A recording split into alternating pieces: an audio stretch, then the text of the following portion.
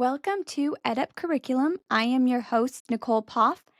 I know that I always say I'm really excited about today's guest, but I'm really excited about today's guest.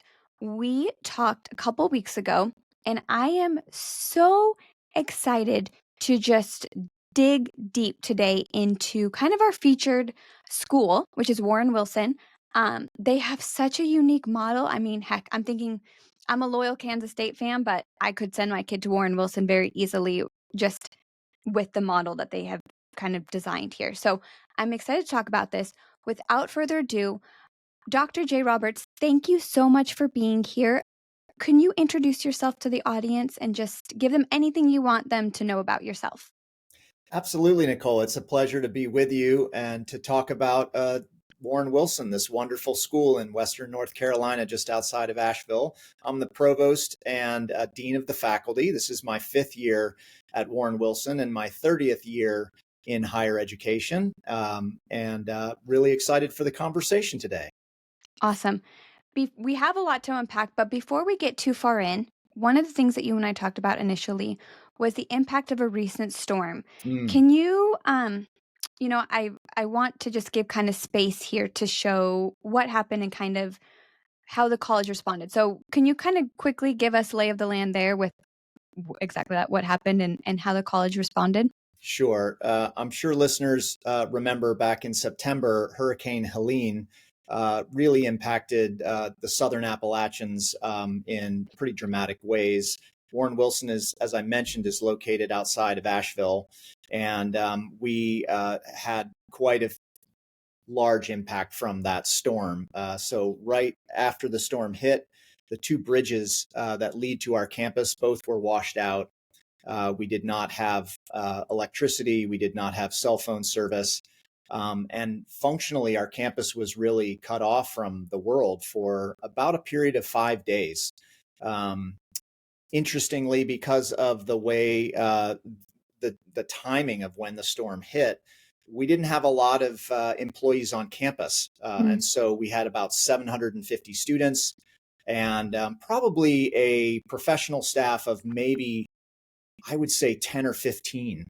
And if you could just imagine, you've got chaos. to run uh, the support system of a school with 10 or 15 quote unquote adults and 750 students, and the aftermath of the storm, which included downed trees and flooding and everything else. We'll talk about it more, but we have a working farm as well. And so we had a number of animals that needed to be taken care of at the same time. So a lot of tragedy with that in terms of what was happening in our region. But one of the real silver linings of the experience was the way that our students stepped up. We are a work college, which we'll get a chance to talk more about. And one of the, I think, real outcomes of being a work college is that our students are used to working and supporting the operations of the campus. And so we did not have, for example, a cafeteria staff available, and we had to feed 750 people. So our students went right into the cafeteria, knew what they were doing, and proceeded to make food for the entire campus for a period of about 4 to 5 days. Our students knew what they were doing on the farmlands and went to work making sure that our cows and our pigs and the variety of farm life that we have were cared for right after the storm. We have a forestry program, so our students are chainsaw certified, and they knew what to do in terms of clearing the roads and doing so in a safe manner. So it really, as hard as the hurricane was, it was this amazing demonstration of the learning outcomes of our college in practice, right there for everyone to see. So for those of you that are interested, you can, Google Warren Wilson and Hurricane Helene, and you'll see some of the communications that came out from campus and some of the stories. But yeah, it was and is a major part of our story here, and we continue to work on recovery, both on campus and then in the region as a whole. Man, I bet you thought that COVID was going to be probably your most terrific experience. How would you rate these two, COVID versus the storm? It's interesting, Nicole. We talk a lot about how the hurricane was what I would call almost reverse COVID. Mm, So if you think about COVID as being this time when people couldn't gather together, and what they had to do was retreat into their homes and apartments where they had pretty much all the comforts that they needed in terms of internet access, electricity, et cetera. And it really privatized us in ways that I think we're still trying to wrestle with as a society. The hurricane did the exact opposite, in that there was no electricity, running water, internet. So there was really nothing at home for you. And in order to get information and news and support, you had to leave your home and find your neighbors.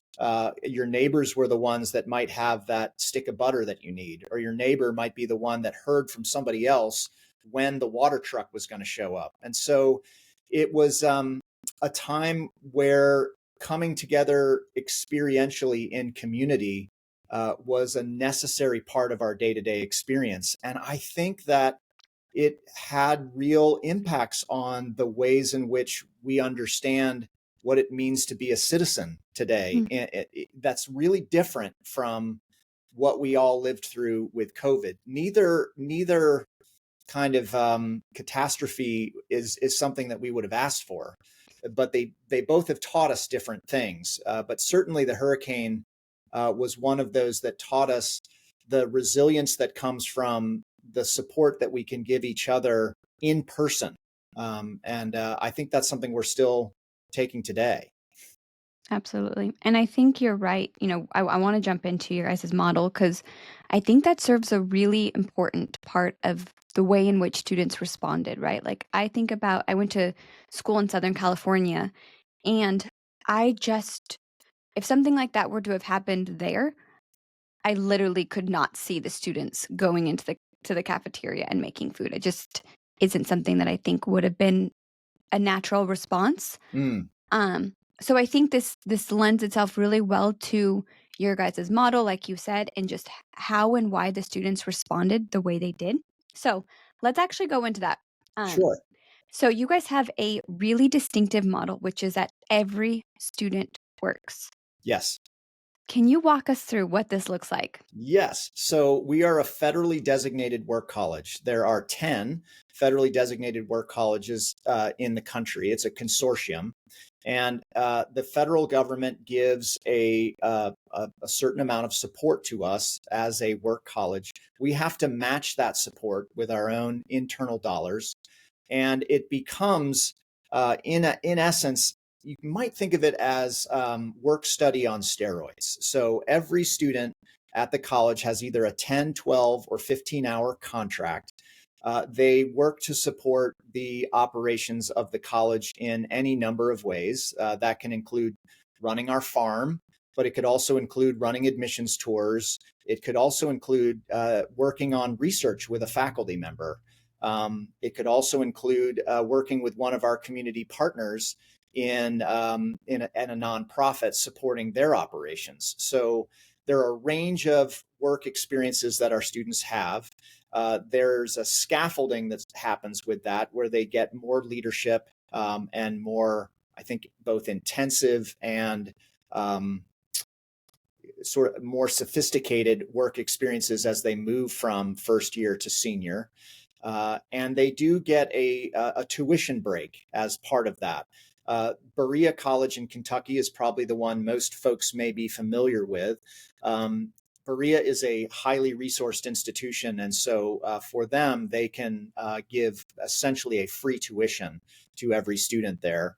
Warren Wilson can't quite do that, but we do give a significant amount of money towards tuition for every student, and it becomes part of the value proposition of the college. So we are a liberal arts institution. Students can major in everything from,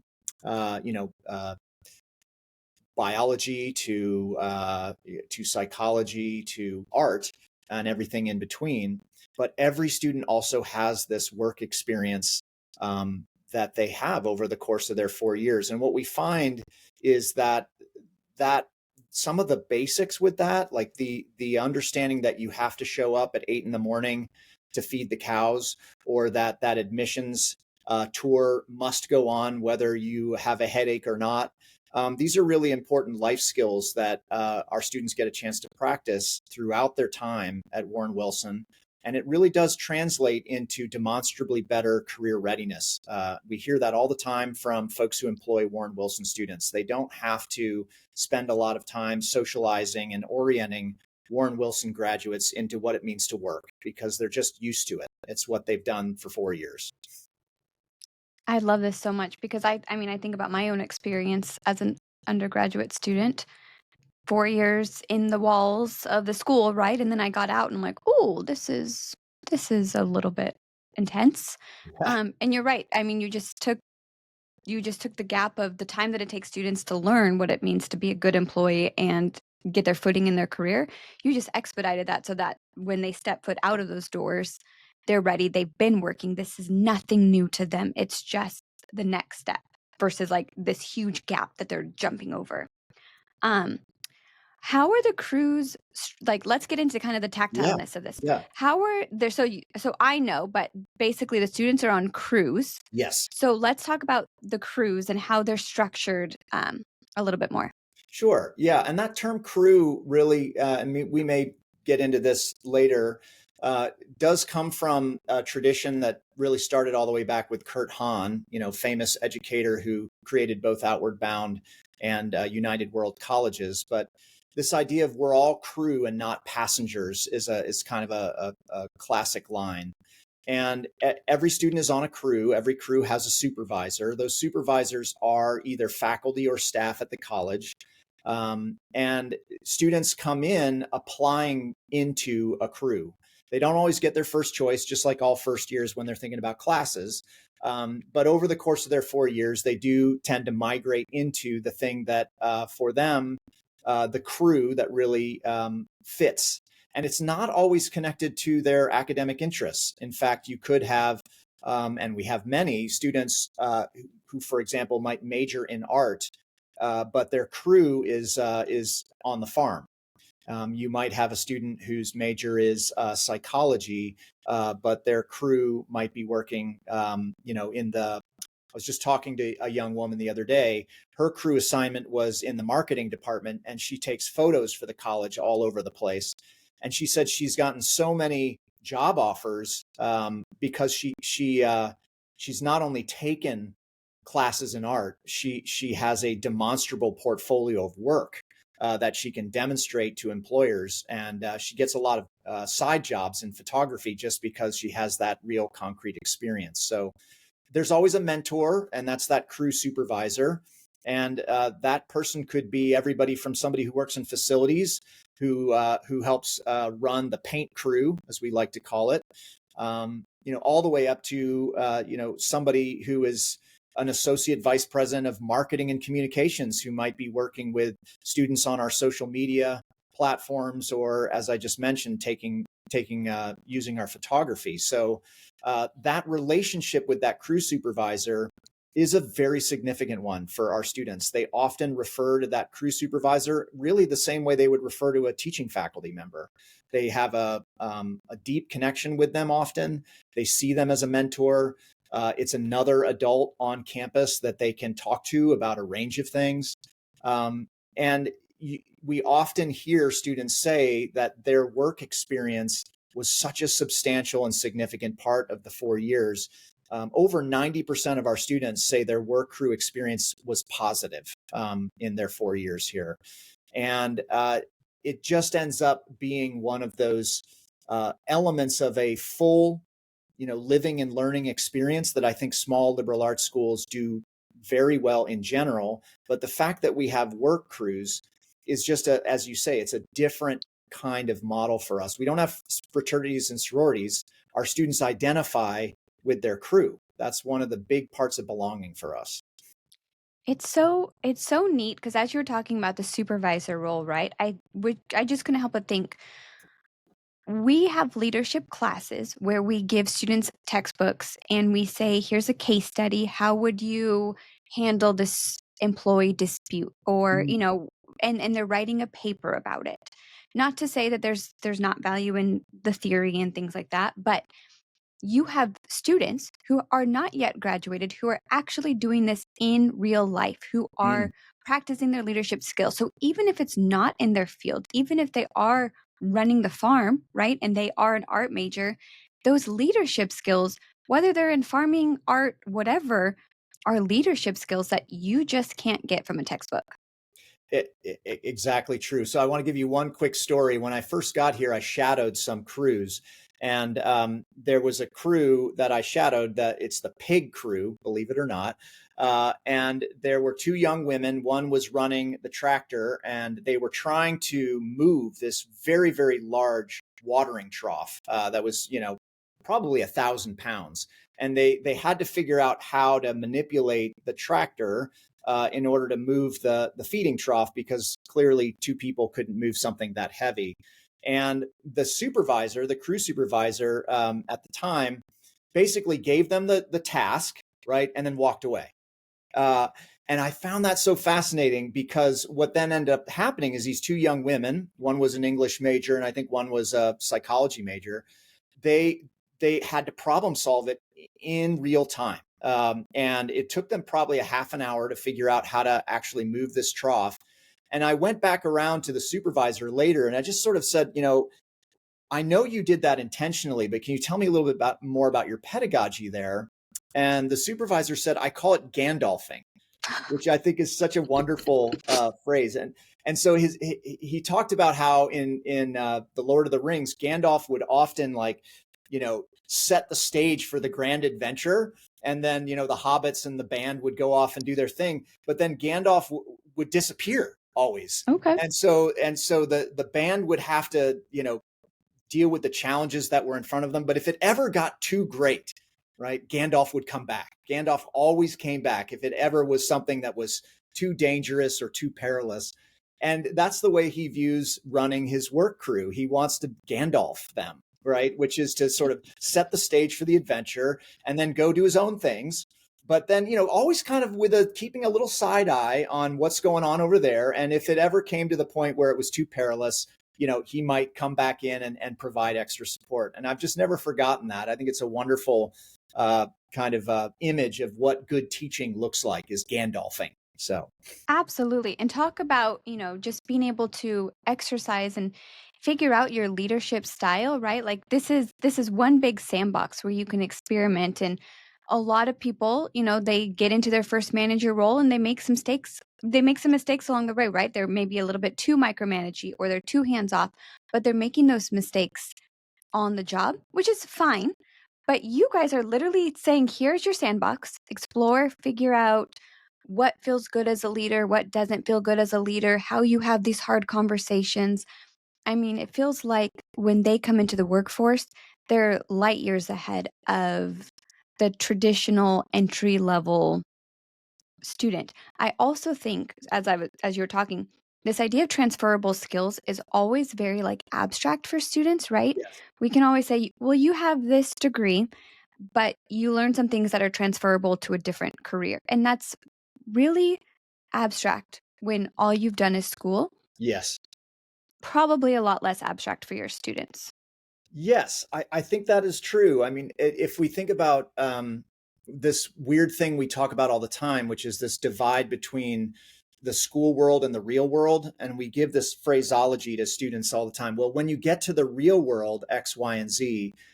And I think if we go all the way back to John Dewey, progressive educators at the turn of the 20th century, they were really interested in integrating real world and school world together, Yep. because they felt at the time that questions of relevance and meaning were essential to intrinsic motivation for students in their learning. And I think that progressive arc or thread has stayed with certain kinds of schools, whether that's in the primary and secondary school market or whether it's in higher ed, in trying to make the real world and the school world as close and as congruent as possible. And the idea is that when that happens, uh, relevance and meaning are just inherent in the learning task itself. And we certainly find that here. I mean, when our students, I'm just imagining this when they go and they're maybe having an interview, their first interview with an employer. The employer's not going to ask about GPA. We know that. They're not going to ask about what the major was often. They're going to say, what do you know how to do? Yep. And Warren Wilson students can explain in great detail projects that they've worked on, accomplishments they've had, and even, as you mentioned, mistakes they've made and how they've adjusted and learned from those mistakes. So I do think that that transferability of learning, when we make the real world and the school world more congruent with each other, it just makes for more powerful learning. It's one of the reasons why I think we're seeing such an increase in interest in internships, for example, across higher ed. Absolutely. Yeah. I mean, I love curriculum, and I think we can get really, really, really crafty with curriculum. And I think there's a lot of ways in which we can make our classrooms and our curriculum better. Hmm. But I will, I think that there's no assignment that I could write that would give those two girls trying to move the pig trough, and maybe they're not girls. In my head, they were girls. Yes. Um, Trying to get them to move the pig trough. Like Yes. I could not write an assignment as hard as I tried to get that experience through an assignment. It's just Yes. not. It's apples and oranges. It is. I'll give you one other story around that. It was a student that I just said internships. It was a student that was on an internship in DC with the Environmental Protection Agency, some office. And they were put in charge of, they were at a desk. So this is not just about experiential learning that happens on a farm, it happens everywhere. But they were at a desk. And their supervisor in this internship had said something about, can you help us with this piece of the website? And the student did something that made them think that they had just basically closed the website down.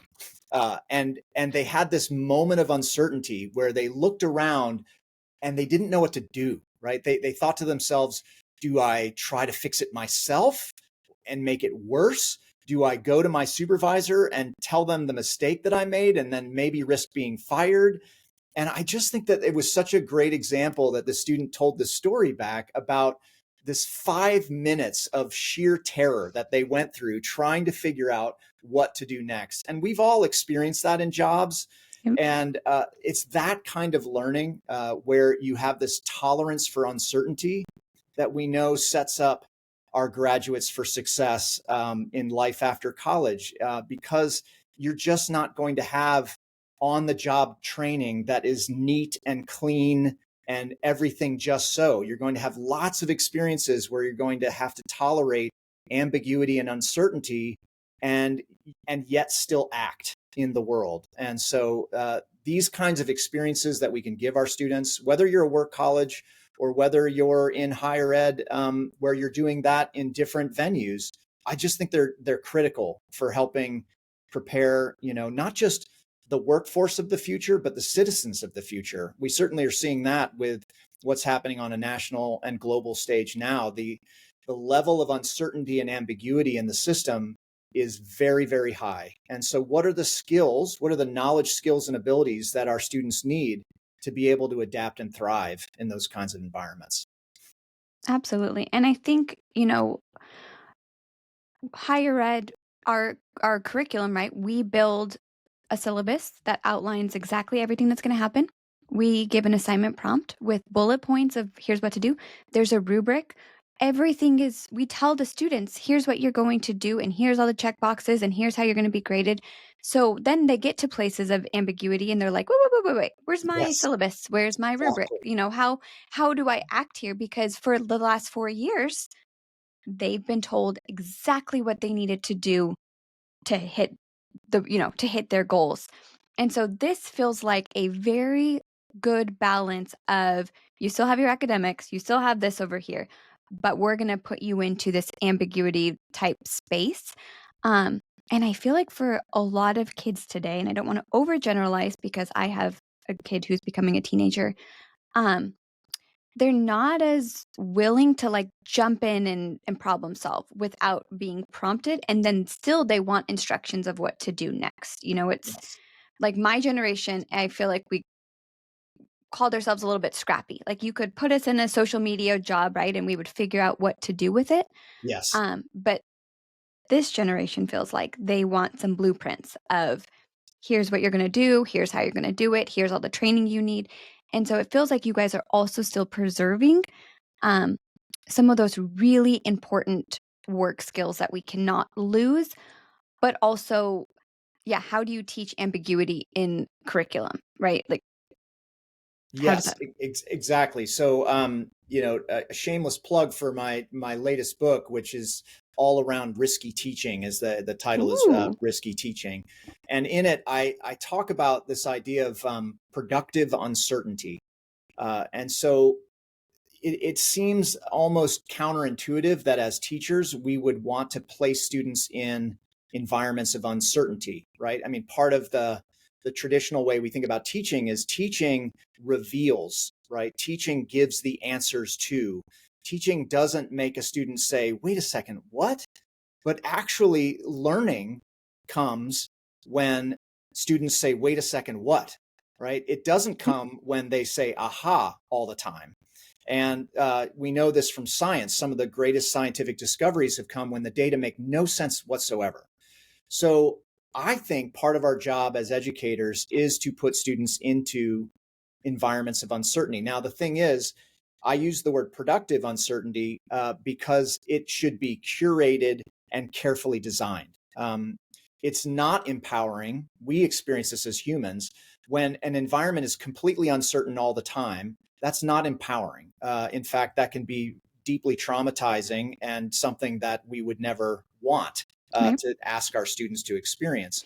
But if we can shape and bound moments of uncertainty that have an educational aim associated with them, and this is classic experiential learning in a lot of ways, that's the kind of uncertainty that can lead to real, profound, and transformative learning and change for our students.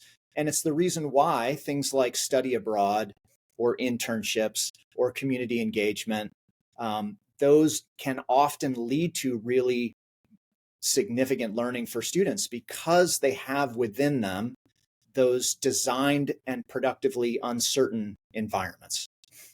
Absolutely. I mean, I am in a PhD program right now. I'm in my last semester of coursework, and then I'll start my dissertation. But I am more engaged with education than I ever have been. Mm, And I think a lot of it is just that uncertainty and being able to kind of choose my own, I say choose my own adventure, but there are guardrails, right? yes. And there's a method to the madness. But I live in a state of uncertainty, which forces me to find the answers more myself than reliance on a prescribed textbook from the teachers, right? Like so many times I'm like, wait, why is your syllabus like one page? Yes. What's happening here, right? And then the teachers they're like, "Yeah, no, this is on purpose." Yes. Which is so radically different from my undergraduate and probably even my master's experience. But it's engaged me way more, and I often wonder, like, what if we put this earlier? What if we Mm. didn't make students wait till they were in their doctoral program to get to this level of just getting messy with what you're interested in? I don't know, and I really wasn't going anywhere. Where I really wanted to go was, where do we find your book? Oh, well, it's published by Routledge, but all the finest booksellers, you can find it there. It is with a specific focus on higher ed, Cool. and it really came from the previous book before that was about experiential education in higher ed, and it really laid out kind of a map for whether you're a staff member or a faculty member and you're interested in, okay, what is this thing experiential learning, and how can I do more of it, or how can I learn more about it in higher ed. And what I found was that a lot of folks were getting caught up in terminology. Well, what's the difference between problem based learning and project based learning? Or am I doing community engagement right if I do X, Y, and Z? And it's important to have methodological terminology. I don't dismiss that, but I actually wanted to get even more simple than that. And that's where risky teaching came from, which kind of goes all the way back down to the core of what is it we're trying to do, whether we're doing problem-based learning or project-based learning or active learning in a classroom, community engaged learning, work integrated learning. What do all those things have in common? And the thing that I came to is like the pedagogical taproot is this idea of productive uncertainty, that it's that environment in all of those different spaces that truly engages the learner and brings them into a sense of ownership and a sense of relevance, like I said before, and meaning making that is just so profoundly different, Nicole, than to your point about sort of going into a textbook and what I call putting the label before the experience, which is the classic way that we do things. We sort of say to folks, you have to learn all this stuff first. And then if you're lucky, later you get to experience it. And experiential learning flips that. It always thinks about how can we put the experience first, which generates the questions that students want answers to. Then we can come alongside with the label, right? A common misconception is that experiential learning requires nothing of the teacher. That is just, it couldn't be anything further from the truth. It actually is much harder to do experiential learning well than it is to lecture with a PowerPoint, Way right? harder. Yeah. Yeah. Way harder. Yeah. And I think that's why so many, like you said, so many schools are talking about this. Yes. I think especially right now with the political climate and just the public looking at higher ed saying like, how are you going to respond to all of these things? There's some lessons to be learned and some changes to be made. And I like you keep hearing, how do we embed more of this, whether it's apprentice, an internship, right? There's so many words of how people are trying to tackle this work that you guys currently do. I think what I'm interested in is your guys' model all works together, right? And it Yes. probably was stood up that way. Yes. What feels interesting to me is when schools are trying to figure out this job working piece and like almost like forced it into their model, right? They're like, Yes. we have this typical model and we're going to force this in there. And it's clunky. And so I love talking about Warren Wilson because I'm big on we need to reimagine things and we're trying to put band-aids on all the places and duct tape. But your model feels very intentional and it just shows when something is built together versus just hacking it in there, the outcomes are good. So yes. Yeah, true. And we're not utopia. So when we did our last major curriculum reform, we embedded experiential learning in every major in Cool. multiple ways throughout a student's 4 years. So every student now, we have a first year seminar, which is a community engaged first year seminar. There's an additional community engaged course within the major. Every student has an internship in every single major.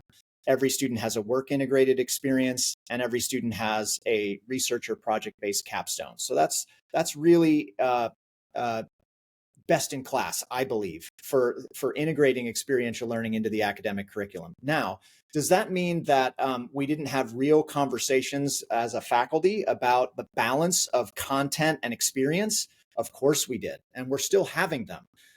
There are always going to be tensions in curriculum design around how much are we facilitating messy learning, right? And the real needs in a variety of disciplines to cover certain amounts of content in a sequential, logical way. So it's not to say that this is always easy at all, but to your point, I do think when you design it as an integrated whole from the beginning, rather than seeing it as something you staple onto the side, it does require us as faculty to do a little bit of rethinking about that classic, like, how much content is too much content and how much am I trying to cover the curriculum versus uncover the curriculum? Lots of different kind of design tensions within all of that require some rethinking. Now, I say all of that, but to the faculty and staff that may be saying to themselves, "Oh my gosh, this seems like, I have to revolutionize my curriculum in order to do anything." That's not true either. There's a wonderful book, I think is the author's James Lang. It's called Small Teaching. Hmm. And in it, he really takes that kind of atomic habits approach where how can you do something 1% better rather than imagining changing 100% of your curriculum? And there's plenty of evidence that if you just try one thing in your classroom that may only take 5 minutes, for example, using a ticket out the door reflection technique at the end of your class, that just that one little piece can snowball into, really important learning outcomes, both for the students and also for you as a faculty member thinking, that actually went pretty well. And that only took 5 minutes. I wonder if I could do some other things. So it's just an encouragement to say, you don't have to revolutionize your curriculum to get started in this idea of experiential learning or integrating work into your curriculum. You can start small, and you can move off from there. Yeah, absolutely. I mean, I think you have done a really good job explaining how complex this is. There's a lot of faculty right now. There's academic freedom, there's faculty own the curriculum. But then there's the other side who are saying, like, hey, the employers need a voice here Yes. and we need to make space for the skills they need. And then we're looking at faculty and they're like, well, I have a 16-week course. It is full of content. Yes. There's no room for these. But like you said, when you start small, I had an old program, and all we did, the only change we made initially to really kind of help get faculty going was we were able to say, okay, look at your existing curriculum. What skills are being built in each assignment? They're doing a case study here. We're just going to use hashtags, and we're going to hashtag, because at the time that was still a relevant thing to do. We're going to hashtag all the skills, critical thinking, hashtag problem solving. So we're just literally adding labels so that students can start to bridge that gap of this is what I'm doing in the class and this is what I'm doing. This is how it will translate to the real world. That's all we did. We Yes. started so, so, so small. And then that got them thinking of like, well, if I'm thinking about this from a skills perspective and then what they're taking out to the real world, then maybe this assignment should be reworked a little bit, right? And then from there, it just got bigger and bigger. But we started so small that we didn't even touch the curriculum. Exactly. Yeah. Yeah. And that's another really small teaching technique. There's a whole organization called TILT. I don't know if you know that, but Transparency in Learning and Teaching. It's an acronym, TILT. Their whole mission is to just make overt the things that we are actually trying to do with our students. So your hashtag example is such a really smart way, in a very small way, to just make overt, to make transparent the kinds of things that we are trying to teach. And it's surprising, for faculty, if you look at your curriculum, how much we hide the real learning outcomes Yep. in our syllabi. And TILT is all about make those overt. There's all kinds of brain science to suggest that when we make it metacognitive, when we make it overt, when we make it transparent, students understand it better. And they say, oh, that's what you're asking for. Well, now I understand that, right? Absolutely. And they understand the value of it. Yes. They don't know what they don't know, but the faculty does. The faculty, and it lives in the faculty's brain of this is why all this curriculum is really valuable. Yes. Well, the students don't know how Yes. this is going to translate. And so I love that idea of transparency. Mm. Someone a long time ago kind of labeled it as like a skills awareness gap. Like, Yes. we know the skills that students are gaining in our classes, but they're very unaware. And so they're going out to the world basically like I used to work in career services a long time ago at a healthcare college, and the kids would come to, I call them kids. The kids would come to me and they're like, I'm looking at this job description and I don't have any problem solving skills or any critical thinking skills. And I'm looking at them and I'm like, oh, okay, so let's think about some of the assignments you've done and what you've produced, and but we had to have that conversation to have that light bulb moment. But I'm like, there's a better way to do this. We can just, as the students are doing it, help them see how this is going to translate to the real world. Yes.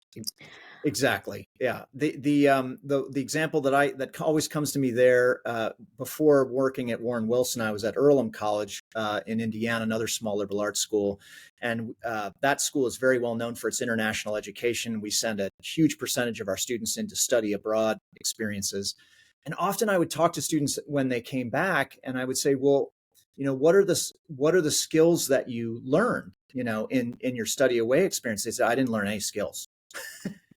And I was like, okay, just like you, like, let's unpack that a Yep. little bit. And in the reflection later, I was like, well, didn't you do an international internship? Yes. Didn't you have you know, a living experience with a homestay family? Yes. Didn't you work on that project, with the Forest Service of New Zealand? Yes. Why aren't on any of those showing up on your resume? Well, they just didn't know. They again, they weren't able yet to articulate how those experiences translated into career ready skills. And that should be part of our work. That should Yep. be part of how we structure these things. Yep. Absolutely. Okay, I'm gonna move us way away from this topic. Okay. I could literally talk about this forever, just so you know. I Yeah. forever. Um, but I want to get back to Warren Wilson. Yeah. So I was looking through your guys' website and I noticed something very interesting that I've looked at a lot of college websites. I've Yeah. never seen this before. You guys have an entire dedicated section about pets on campus, Yes. Yes. which is really not something I've seen Yeah. anywhere. W- What led to this policy and like what role do pets play on campus life? Yeah. Oh, this is a different direction, but a lovely question. So this really came with President Fernandez. President Damian Fernandez has been a fantastic leader for us here at Warren Wilson. He's in his second year. Before that, he came from Eckerd College, another small liberal arts school in Florida, and they had a pet friendly campus policy there. And when he came to Warren Wilson and he looked at our farm operations and our real commitment here to wellness and well-being, of mental well-being of our students, and our overall emphasis on inclusive excellence. And he just felt like, hey, rather than having a sort of an ESA policy or emotional support animal policy where we have to go through all these hoops about whether a student actually qualifies for the accommodation or doesn't qualify for the accommodation, he just felt as though the upside of allowing students to bring their pets to campus far outweighed any possible problems associated with it. And thankfully, he had the example from Eckerd to kind of allay some of the concerns that our residence life staff had about, like, oh my gosh, are we going to be a zoo Yeah. tomorrow? And the truth of the matter is, we are not. It's not as crazy as you would think. We just simply allow for a reasonable kind of pet. We have some boundaries about what that looks like. Right. You can't bring a tiger onto campus or something like that, Fair. right? But they're typically the kind of pets that you would imagine: a small dog, maybe a cat, hamsters, gerbils, those kinds of things. And they just allow for the campus to have, I think, a little bit of levity. I mean, we just know, and there's plenty of research to back this up, that the mental health boost that pets have for us as individuals, and when we see a dog on campus that's properly leashed and all of the things, and you stop and if you're comfortable, you engage with that animal, it just gives a little bit of a boost on campus. And it has, I think it has been run very, very smoothly here, and it connects really well with some of our areas of strength at the college. So we have a new major in animal science, for example. We have a sustainable agriculture major. We have a conservation biology major. So a lot of our strengths in animal and animal adjacent areas just seem to make sense for us to have a pet friendly campus policy. I love it so much. I would have loved to bring my dog to I would, I'd have to travel back home, see my dog, be sad to go back to school. So Yes. I love that. And it would bring me so much joy to see dogs walking across campus. Like, It is an amazing thing. We also, living in Western North Carolina, we have other kinds of animals walking across campus, like bears, every so hmm, often. And so that's a different set of human animal interaction that we actually don't want to see happen. But that's maybe a topic for another day. yeah, that's scary. Yeah, we don't want those pets on campus. You did bring up something, you kind of casually dropped it, but I want to expand on it, which is the Inclusive Excellence Yeah. Initiative. What does this mean? Well, it means that everybody belongs here and everybody matters. So it's an intentional stance that this college has had for a long time. We have always been a place that has been, as our president refers to, radically inclusive. And it really shows up in the student culture here. People accept folks for who they are and what they bring to campus, and that can be from a range of identity types. And we try to just make that available for all students and in all ways. We don't get it right all the time, certainly, and we're in a moment nationally where there are tensions around a variety of sort of either political issues or religious issues associated with the idea of inclusion. So I'm not to suggest that we have it all figured out and that we get it right all of the time. But I think the more we can keep it simple as leaders in higher education and simply say, we welcome all, we embrace all. When you come here, you can expect to be challenged, but you can also expect to be supported. And so just to give you a tangible example of a new area, a new terrain for us in inclusive excellence is what we call neurocomplexity. So we are learning that the old models of what you might call special education or even learning disability are really old paradigms. And that as we learn more about the brain and how the brain learns, that we are all neurocomplex, right? We present that in a variety of different ways. Maybe somebody has dysgraphia, or somebody has dyslexia, or somebody has ADD or ADHD, or maybe somebody has some challenges with executive function. But all of those are part of the normal experience of students and, quite frankly, faculty and staff, Yep. right? So we are already neurodiverse in the operating of our schools and colleges. So we have been very intentional about saying we welcome neurocomplexity on our campus. We welcome students who are academically ready to benefit from some support structures around neurocomplexity, which we have. And we think our educational model is particularly well suited, as we like to say, for all kinds of minds. So in that, I think you're hearing the same kind of language, all kinds of minds, radical inclusivity. We welcome everybody. Everybody belongs. That's just been the stance we've tried to take as a college. I love it. And I think I was just talking with someone else about this, about how we kind of overcomplicate this idea of belonging, right? Mm, It seems like maybe 10 years ago, everyone said, we need to increase this. We need to increase belonging. We need to increase belonging. And so all these various initiatives were stood up, clubs and mentorship programs and all of these things. But I'm finding that the schools who create this kind of sense of belonging best, they've really kind of simplified it. And for you guys, it's we're going to meet you exactly where you are. You're welcome here, regardless of what color, shape, how your mind works. Like nothing is off limits of who is welcome here and who isn't. yes. Um, so simple, right? And I think we've tried to overcomplicate how we solve this idea of belonging in very complicated ways. And you guys have said this is a complicated subject, but let us just start with the most basics, which is simply saying everyone's welcome here, making it part of our core, mission and values, and then really living that out in kind of your day to day, which, there are ways I feel like when I talk to you in which this initiative is reflected in all the things you do. You've talked about your curriculum practices, your policies, bringing the dogs on, the dogs and cats and all the animals on campus. It feels like this is something that's part of like a thread, it's woven in. Are there any like tangible ways that this inclusive initiative is embedded in your school? Yeah, so it is lots of ways. And again, I want to present that we are working on it. It is a work in progress. So we're not presenting ourselves as somehow the best of the best when it comes to any of these kinds of initiatives. But one of the things we're thinking about is if you think about the classroom, is universal design for learning, or UDL. So it's one thing, kind of to what you were saying, to sort of launch a inclusive excellence initiative in X.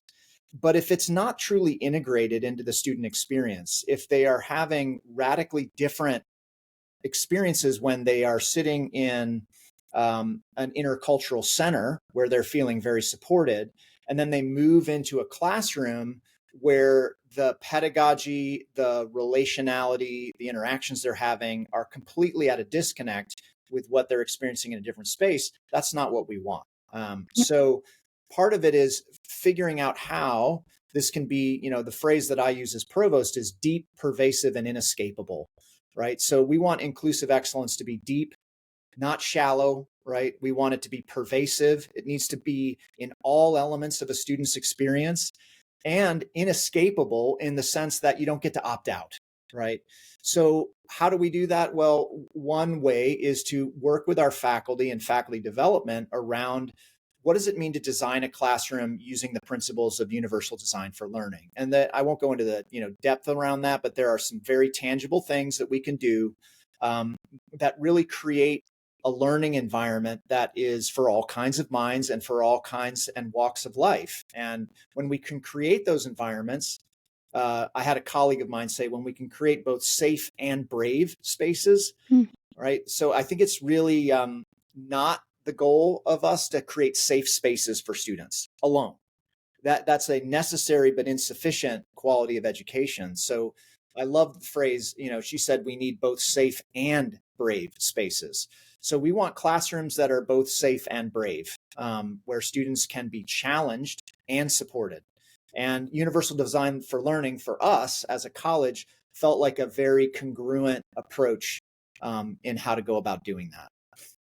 I love that so much. And I love, you know, faculty are content experts. Yes. They know their field really, really, really, really, really well.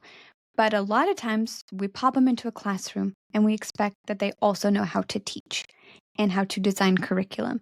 And so now we're really expecting, hey, you know biology really well, but you also need to know teaching really well. But they didn't get a PhD in teaching; they got a PhD in biology. And so I love this emphasis too on investing in your faculty and the importance of that and how that then trickles down to your students, right? You need to pour into your faculty so they can pour into your students. If you're there's going to be a disconnect. If you're not pouring into your faculty, they're going to have a hard time pouring into your students. And so it seems like you guys have really understood that you pour into both, but you also have to give some time and attention to faculty and help them understand the things that they didn't go to school for. Yeah. And it's everywhere again. So it's faculty, but then you also have to think about staff development, because let's remember that the lived experience of a student, they interact with lots of folks on campus. They interact with the registrar, with the accountant, with financial aid, with public safety. And so working really hard to make sure everybody approaches the interactions that we have with our students on campus the same, or at least reasonably, with the same philosophy about who we are and what we aim to do together, faculty, staff, and students, to live out our mission.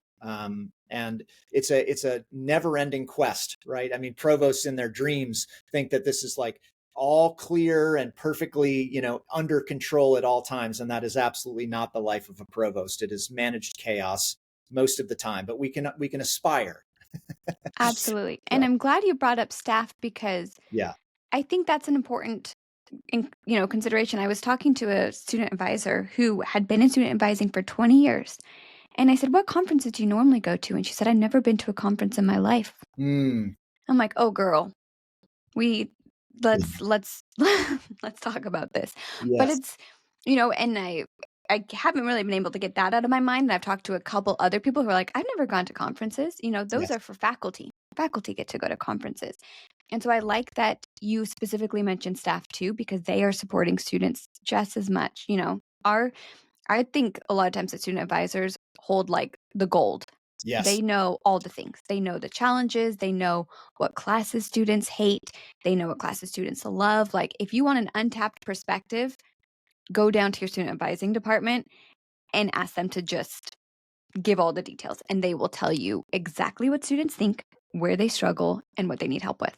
Yeah, Nicole, and I'm glad you brought that up, because it is one of the parts of our culture that I do think maybe other schools could learn a little bit from. We actually call staff here campus educators. And the point of that, because of the work program emphasis and the work crew supervisor relationship. So when we do faculty retreat, we don't call it faculty retreat, we call it all educators retreat. And the work crew supervisors, at least for a portion of the time, are right alongside our faculty when we talk about universal design for learning, because again, the student experiences it in and out of the classroom in lots of spaces. So the encouragement would be for, if there are faculty or other folks in listening to this podcast, is to think about the ways in which learning happens everywhere on a campus. It happens in the athletic field, it happens in the dorm room, it happens everywhere. We ought not just think about learning as this thing that takes place in a classroom or a lab. And once we expand and understand that profound learning happens all over campus, how can we invite those educators, and yes, they are educators, into the conversation about how to support student learning? And once you do that, I think really magical things can happen. I love that you call them educators. I love that. I help with the PTO at my kid's school, and we used to do Teacher Appreciation Week. Yeah. And then we've now have opened that up to Educator Appreciation Week. We're going to give everyone love. We're going to give the custodian love, the Yes. ladies in the cafeteria. They're all educators. They're all with our kids every day. So why are we only going to celebrate the teachers when all these other people do all the hard work too? I Yes. was going to ask you one more question, but I Sure. want to end there because that was the perfect ending to just end. That was like a truth bomb. Um, so we're going to end there. But thank you, thank you, thank you, thank you, thank you so much for just sharing more about Warren Wilson. I know we went way off script. You guys don't know this. I sent him questions. I went way off script. So thank you for hanging in there and just, talking passionately and sharing more about Warren Wilson and just really the special place that it sounds like you guys have created. Oh, it's been a pleasure, Nicole. Thank you for inviting me on. Awesome. Well, thank you all for listening, and we'll see you next time.